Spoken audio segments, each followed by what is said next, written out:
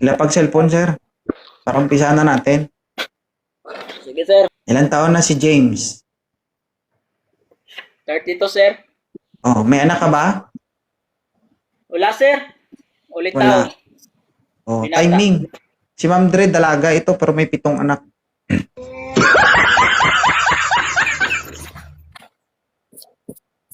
Salang. 7, sir. 7. 7. James, Tanggap mo yung Okay babae lang. may 7 anak? Okay lang, sir. Pito? Basta, okay lang. Basta di na ako lulukuhin ulit. Oh, anong trabaho ni sir? Nasa Europe ako, sir. Oh, kaya mo naman siguro to susan yung 7. OFW. Kaya siguro, Okay lang sir. sa'yo, 7. Maganda si Ma'am Dred. Oo, maganda. Pero maluwag na. Wala yan. Tatahiin lang ba? Tatahiin. Pwede lang naman yan. oh, slightly used pa lang to. Masyado ka. Okay lang. Slightly used, tapos 7 ang lumabas. Paano naging slightly used ang 7 anak? James, mahilig ka kumain. Oo, ganito. Mani. Aray. Mahilig kang kumain. Mahilig ka ba sa chocolate? Mahilig din. Bakit? Parang sinasabi niya sa'yo, sir, na maputi siya, pero maitim yung bakunawa niya. Kailan ang uwi mo sa Pinas galing Europe? Sa July pa, next year.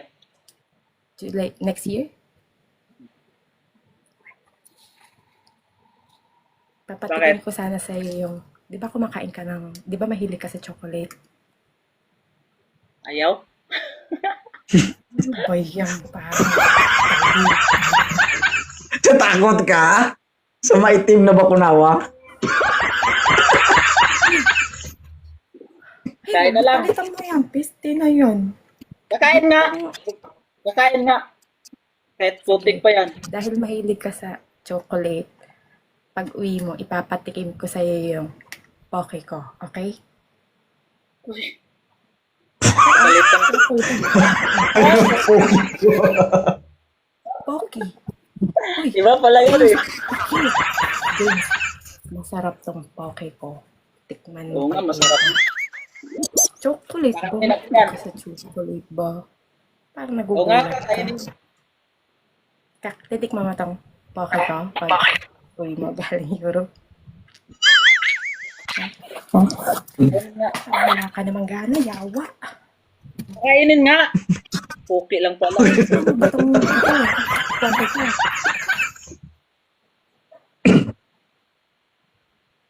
O lagi, naglag man eh. Inano ko sa'yo to, sinubo ko sa'yo to, ganyan ang reaksyon mo. Na.